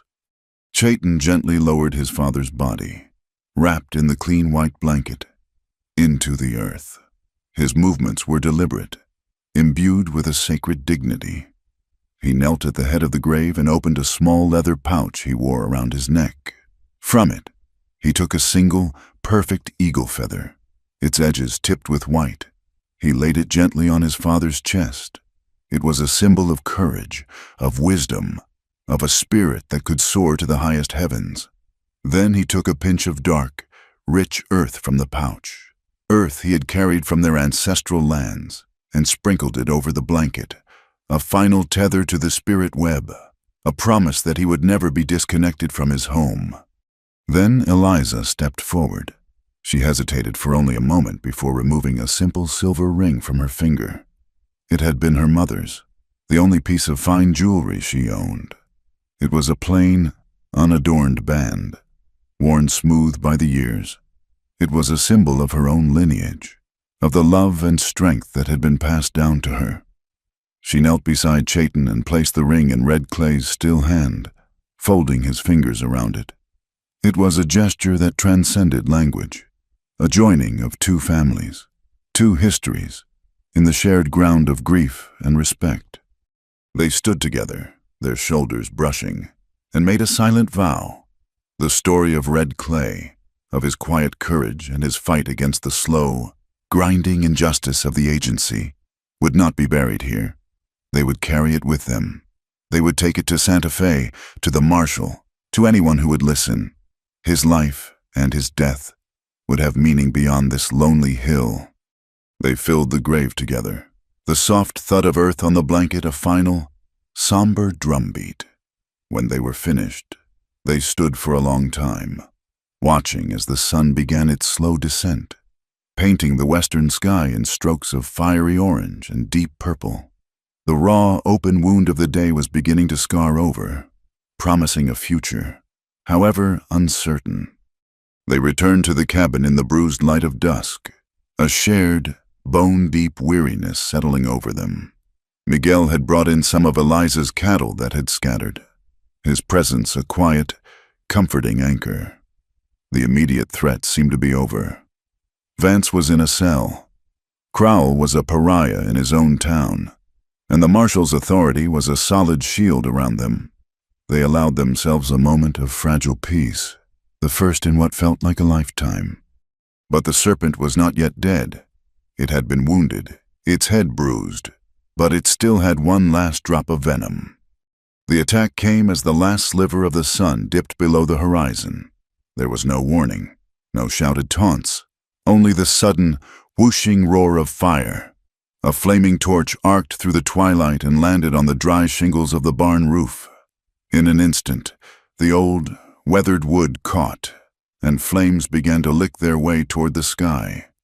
Chayton and Miguel were out of the cabin in a flash, grabbing buckets. But as they ran toward the barn, a rifle shot kicked up dirt at their feet. It was a trap. EPH Kincaid stepped out from behind the corral, a rifle in his hands and a look of pure, nihilistic rage on his face. His arm was still in a sling, but he held the rifle steady with his good hand. Two other men, hired guns Eliza did not recognize, emerged from the shadows with him. They were not here to intimidate. They were here to destroy. If Crowell was going down, he was going to make sure there was nothing left of Heart Spring to save. One of the men carried a heavy pickaxe, and he began to smash at the small, carefully built irrigation ditch that carried water from the spring to Eliza's meager garden. It was a fight born of desperation and instinct. Eliza, inside the cabin, did not panic. She grabbed the Spencer carbine. The fight in Devil's Cut, the siege the night before, had burned away the last of her fear, leaving a core of cold, hard resolve. She remembered Chayton's lessons. She remembered the dying sun. She smashed the glass of the remaining window with the butt of the rifle. The men outside were facing east, toward the burning barn. The setting sun was directly behind her, a blinding ball of orange fire. When she poked the barrel of the Spencer through the broken window, they would be looking straight into the glare. Chayton and Miguel had taken cover behind the water trough, pinned down. Kincaid was yelling, his voice raw with fury, telling them to come out and die. Just then, a strange, mournful sound echoed from the hills behind the cabin. It was the low, powerful blast of a vaquero's horn, a sound used to call cattle from long distances. Miguel's eyes widened. He had given his own horn to Eliza's brother years ago. He knew she kept it on the mantelpiece. The sound, unexpected and alien, startled Kincaid and his men. For a fraction of a second, they turned toward the sound, wondering if a whole troop of riders was about to descend on them. It was the opening they needed. Chayton rose from behind the trough, firing not at Kincaid, but at the man with the pickaxe, his shot hitting the man's leg and sending him down with a howl of pain. At the same moment, Eliza fired from the window, blinded by the setting sun. Kincaid did not even see where the shot came from.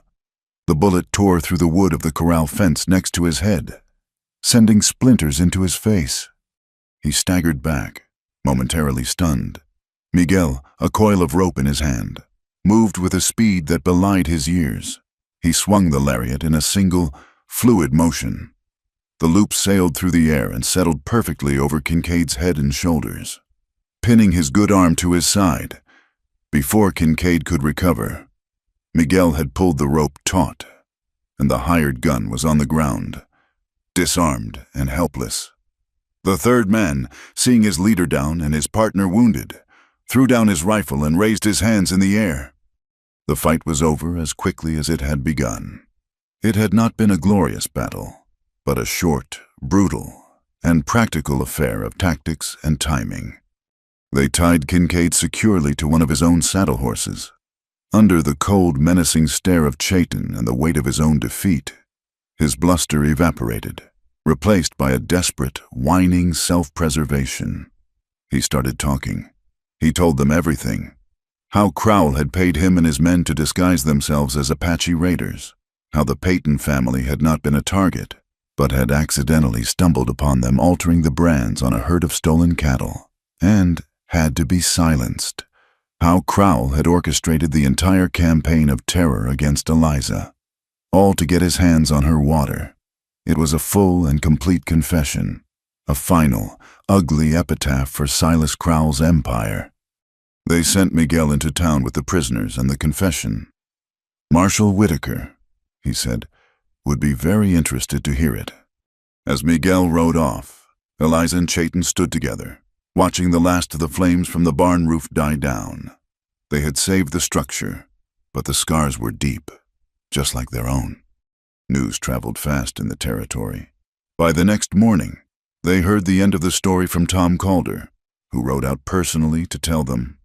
Silas Crowell had not waited for the marshal to come for him. He had tried to run. He had pushed his horse to a full gallop, heading for the old wooden bridge that crossed the river south of town. But Marshal Whitaker had anticipated his move. He was waiting on the other side. Crowell saw him and tried to wheel his horse around on the bridge. The animal, already panicked, shied violently. A rotten plank gave way under its flailing hooves. There was a scream of terror from both man and horse, and then a great, splintering crash. There was no final speech, no dramatic showdown, just the cold, impartial justice of gravity and rotten wood. Silas Crowell's greed had built him a kingdom, and in the end, it had swallowed him whole. The seasons turned, and the land, which had been a witness to so much violence and sorrow, began to heal. The first rains of late autumn came, washing the dust from the air and settling the ghosts that had haunted the territory. The water ran clear and strong in the creek at Hart Spring, no longer marked by the angry red X of a thief. In Cedar Mesa, a different kind of cleansing was underway.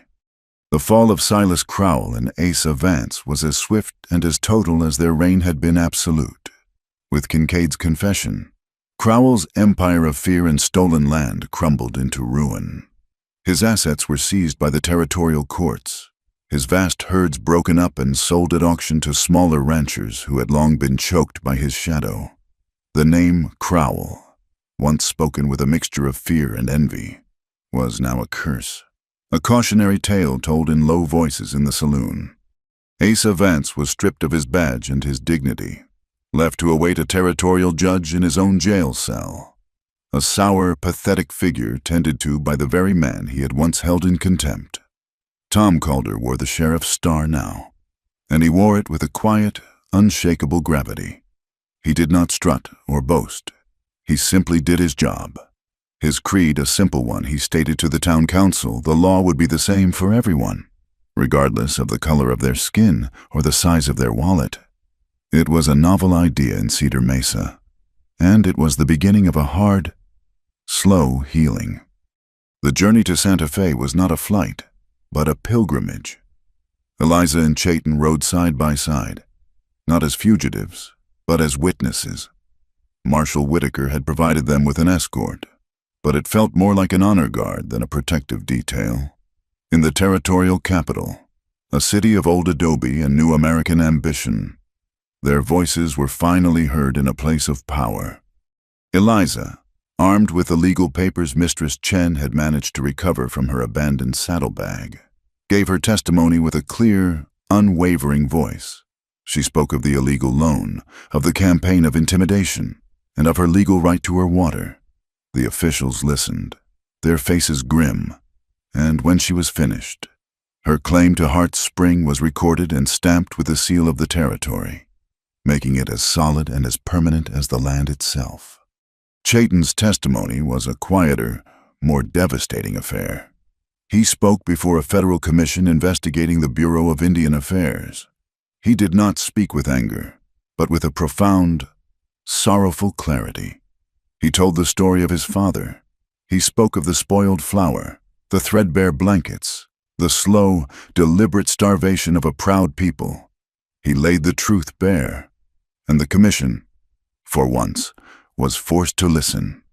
The agent at the San Carlos reservation was removed, and a new one was sent, along with a full allotment of federally mandated supplies. It was not a perfect solution. It did not erase the generations of betrayal, nor did it magically mend the spirit web.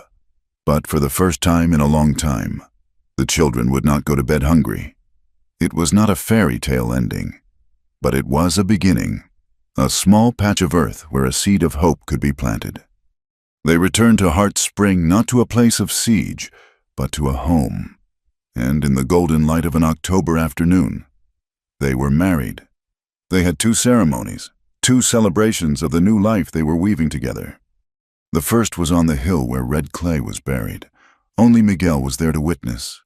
Chayton, dressed in simple, clean buckskin, stood with Eliza before the grave. There were no vows in English. He spoke in the Apache tongue, his voice a low, resonant murmur that blended with the wind. He was not just speaking to her. He was speaking to the land, to the sky, and to the spirit of his father. He was pledging himself to the spirit web and welcoming her into its heart. He placed a simple, beaded bracelet on her wrist, and she, in turn, tied a new silk kerchief, the color of the desert sky, around his neck. They were bound. The second ceremony was in the small, newly swept church in Cedar Mesa.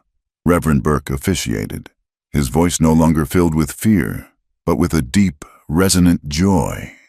The church was not full, but it was not empty. Mistress Chen was there, her face a quiet portrait of happiness. Tom Calder stood as a witness, his new badge gleaming on his chest. Even a few of the townspeople, their faces a mixture of shame and a dawning respect, stood in the back pews, silent observers of the new world being born in their midst. Eliza wore her mother's simple blue dress, and in the quiet of the church, they spoke the old words, their promises echoing in the rafters, a public declaration that love had taken root in the most unlikely of soil. Life settled into a new rhythm, the rhythm of building. They combined their names and their skills, and the Nez Hart Ranch was born. They bought a small herd of fine mares with the money Eliza had saved, and Chayton, with his intuitive understanding of horseflesh, began to breed them with his tough Mustang stock. Their goal was to create a new kind of horse, one with the stamina of the wild and the gentle nature of a trained cow pony. The barn was rebuilt, its fire-scarred timbers replaced with new, strong ones. It was larger now, with stalls for the new horses and a hayloft that smelled of sweet alfalfa. They became teachers, in their own quiet way. Children from town, who had once been taught to fear the very sight of an Apache, now came to the ranch on Saturdays. Chayton, patient and calm, taught them how to sit a horse, how to read the clouds for weather, how to listen to the language of the land, and in the evenings, by the fire, Eliza would read to them from books, and Chayton would tell them the old stories, the stories of coyote and eagle, weaving the two worlds together, one child at a time. The first heavy rain of the season came on a cold November night. It drummed a steady, soothing rhythm on the new roof of the cabin, a sound of life, of a deep and abiding peace. Inside, the hearth fire crackled, casting a warm, dancing light on the room. The air was filled with the rich smell of roasting meat and strong coffee. The scars were still there, a long, pale line on the door where Kincaid's bullet had struck, the memory of the fire in the rafters of the barn, the quiet ache in their hearts for the old storyteller who slept on the hill. But the wounds were no longer raw. Eliza sat at the table, mending a tear in one of Chayton's shirts. Her fingers brushed against the small leather pouch he had given her, the one that held the sacred earth from his father's grave. She wore it always, a constant, silent reminder of the journey that had brought them here. Chayton sat on the floor by the fire, working a piece of soft leather with a bone awl, mending a broken rein on a bridle. He looked up, the firelight catching the warmth in his eyes, and saw her watching him. A slow smile touched his lips. "You are quiet tonight," he said, his voice a low, comfortable rumble. She smiled back, a playful glint in her eyes. "I was just thinking," she said, "for a man who once told me I would ruin him, you seem to be holding up remarkably well." He let out a soft laugh, a sound that was still new and wonderful to her ears. "I was not wrong," he said, his eyes full of a love that was as vast and as deep as the night sky outside. You did ruin me. You ruined the man of stone who is afraid to feel the sun, and I have never been more grateful in my life. He put down his leatherwork and came to her, kneeling beside her chair, taking her hand in his. The land outside was being washed clean, and inside, by the warm fire, two people who had once been strangers, who had been brought together by a storm of violence and fear, had finally, truly, found their home. It was not a fairy tale. It was something far better. It was hope with roots. Thank you for being part of our story tonight. Let us know where you are listening from in the comments so we can all connect. And be sure to subscribe to our channel Wild West Tales, like this video, and press that hype button to help our stories reach more ears.